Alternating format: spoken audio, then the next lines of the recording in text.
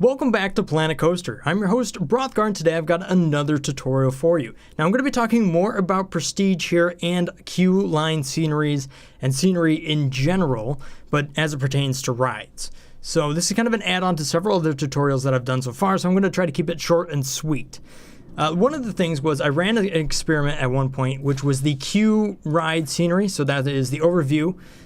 So the queue scenery rating based on your actual path right there. It is dynamic depending on how long your path is, so I'm going to have an example for that. I also did a tutorial which is on prestige. You can take this number and divide it by 37.6 to actually get the largest amount of money you can charge people that they won't complain at all. You can then take it up from there if you want to get more money, understanding that less people are going to want to ride your ride. So that is kind of another tutorial that I did right there, figuring that all out. My first point today is I did do a retest on the roller coaster test where I ran one roller coaster which has a higher prestige, 1,367, against this roller coaster over here, which is identical but with a lower prestige, 976. You guys wanted me to retest this thing with only one roller coaster open at a time, and that was actually a very informative thing in that both of these roller coasters had the same amount of people that would ride the roller coaster in that given amount of time if that was the only ride available in the park.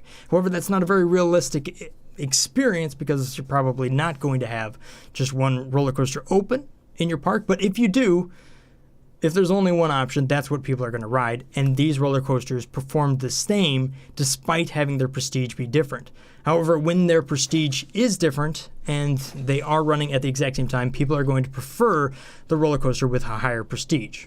So that makes sense, right? If you're given an option, they're going to go to the more attractive option. If there's only one option, then it doesn't really matter, and it's about how many people can you get onto the ride until people don't want to ride it anymore. All right, so onto the queue line example right here. Now, we've learned from last time that if you put stuff or scenery next to the queue line itself, you are going to be able to increase your queue scenery rating. So as we can see right here, this sort of Rubik's Cube, which was recommended to me by the Child of God in the comments section over here. He said he found a Rubik's Cube and it gave him 100% scenery, and I found one in the workshop, a little bit different, but it did do that same thing. So Rubik's Cube next to this queue line scenery right here gave me 100%. So as we can see, this has a rating of 570 prestige. Now I know based on my calculator, if I do 570, that the highest amount I can charge people to get on this roller coaster is $15.20. Now, it's not a very exciting roller coaster, but hey, they're going to ride it no matter what because it's 570. Check that out. That's not bad. So if I get rid of this, first thing we're going to see is that the prestige is going to drop quite a bit. So the overall here, we just dropped to 407. How about that? It was worth 167 prestige. I mean, that's pretty impressive. So let's take a look at some of the dynamics for this. This is a very short queue. Now, if I were to make this queue longer, there's going to be a point where this is no longer 100%, because what you're doing is you have kind of a heat map that is around your queue line scenery right here. Sorry, around your queue, where the scenery rating is going to then affect the queue scenery rating. That made no sense at all, right? You put stuff close to it and then it works, but if it's longer, it takes more stuff to get to 100%. That makes a lot more sense, right? Let me just show you a practical example. All right, so as you can see right here, I have this queue set up, and I have a 61% queue scenery rating. So some of these pieces are within range, but some of them are too far away.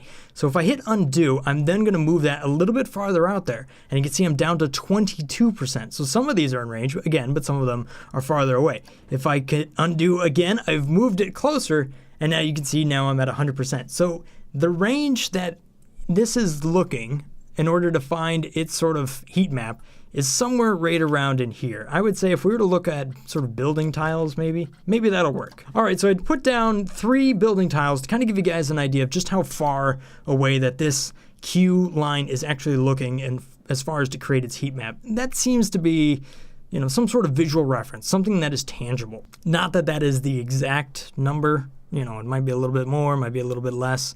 It's kind of hard to find out exactly, but there you have it, right? So let me go ahead and make this line longer and show you what also happened. Now, first and foremost, once I disconnected that from the main path right there, so it's no longer connected to anything, it jumped right back down to 0%. You don't get to understand that until your path is actually complete. And by the way, that just means has an entrance, not is actually reachable. All right, so here we drop down to 91%. So it's going to take more stuff to actually get there. One of the other questions that might also be asked is, does it have to be only scenery items or does buildings count as well? It looks like buildings also count as well because it went up to 93% by slapping just a bunch of building pieces right on that queue. However, they seem to be far less valuable than the actual scenery items themselves. So that was 93 and now it went down to 91 with all those pieces. Something to keep in mind. All right, so I wanted to answer the question if it was just a length thing, and the longer the path it is, the more scenery you need to get to 100%. And as you can see here, I took this path and I wrapped it around and ran it past the same sort of scenery multiple times. And as you can see here, that raised the Q scenery rating up to 100% again. So that answers that question right there. It's not just a length thing, it's kind of the whole mixing bag of how much path is in proximity to scenery as compared to how long it is. So I think that's enough right there to get the general takeaway, at least on how the Q scenery rating goes. One last thing is to see if that longer path also gives us more prestige. So real quickly, I'll get rid of this scenery, compare the before and afters here to see if it's more valuable or not. All right, so interestingly enough, that was a difference of 135, which was different than 167 when I deleted this block next to this path. Is it because the ride itself has a higher prestige and therefore it's kind of a weighted thing or not? I don't know the answer to that question. There's some serious math going on here. All right, so now these two rides are identical. Let's see if I get 167 prestige difference when I get rid of these. All right, so I got the same result now.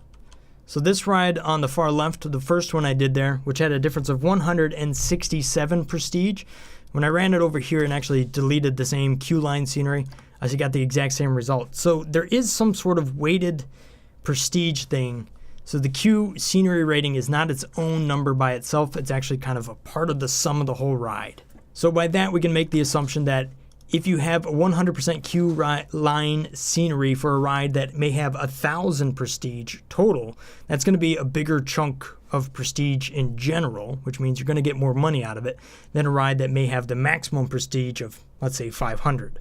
So that's something to take away right there if you really want to get crazy about it. All right, so let's make one last comparison right here between these two rides, which is the track scenery rating. So over here, I have a track scenery rating of high, which gives me the full prestige rating of 570.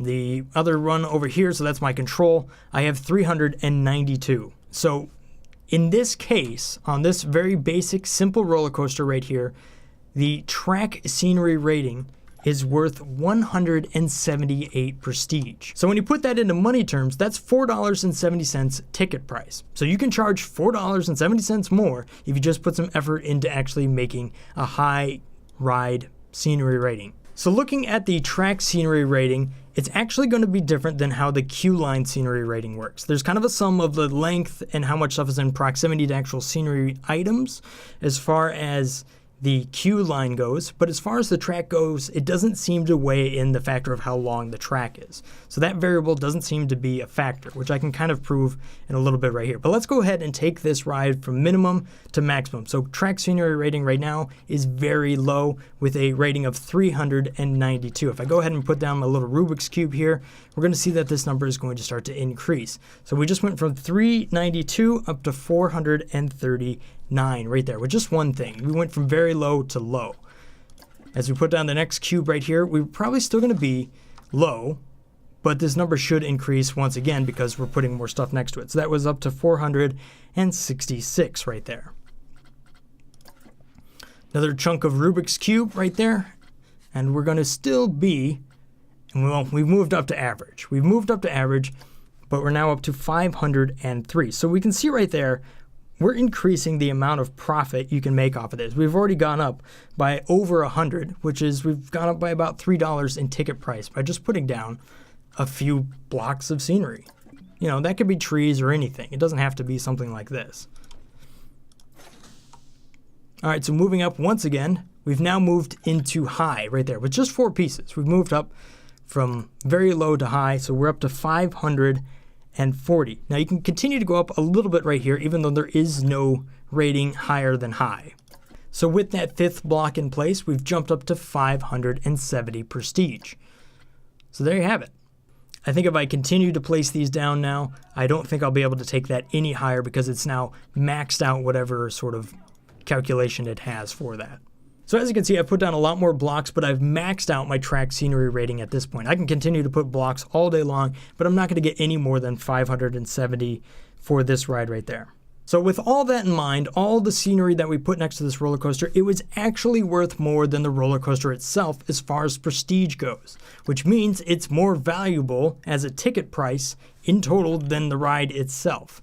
So the scenery rating is a very valuable thing, is what I'm trying to communicate right here. So it's 570 at its maximum, but at its minimum, it's only 257. So again, in money terms right there, 257 is $6.80 as far as the ticket price goes.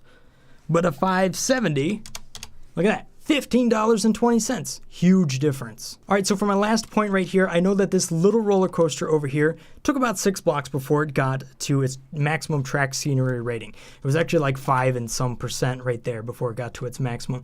The same exact thing happened over here with this very, very large roller coaster, but as you can see, its track scenery rating is also high, and if I were to put more blocks next to this, this prestige number would also not go up at all.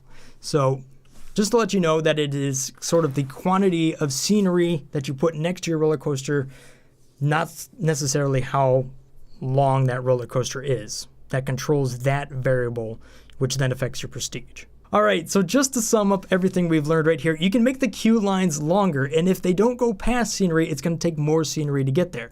However, if you make them longer and you kind of wrap it around the same amount of scenery, you can actually use less scenery to get there, because it's kind of that sum of length as compared to how much scenery stuff you have in proximity. The roller coaster itself doesn't matter in its total length, it just matters how much scenery you have next to the track at any given point within that track itself to get that rating up.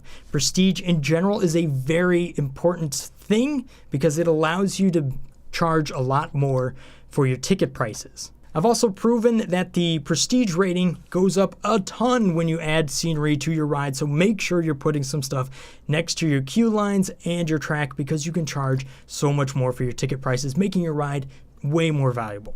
And on the last final note, which we covered at the very beginning, is that if you only have one ride in your park, it doesn't really necessarily matter what that prestige number is as far as the amount of people that want to ride it.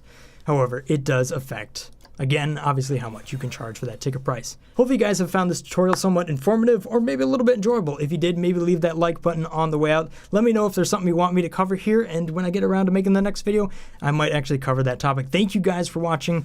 That's all I have for you guys today. If I've earned your subscription, then thank you so much for that. I'll see you again next time. Stay awesome. Peace. Brothgar out.